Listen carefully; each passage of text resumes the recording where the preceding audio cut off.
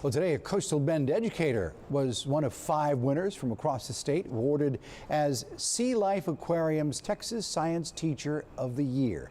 Tisha Mann, a teacher at Rockport-Fulton High School, was surprised during what she thought was just a regular administrative meeting. Well, instead, she was greeted by her colleagues and Sharky, that's the Sea Life Aquarium mascot, by the way, with a lot of fanfare to celebrate this huge honor. According to a Sea Life San Antonio official, Mann was recognized for her tireless work educating and inspiring students with a love for surrounding ecosystems. Congratulations to Tisha Mann for winning this award. Oh, so exciting.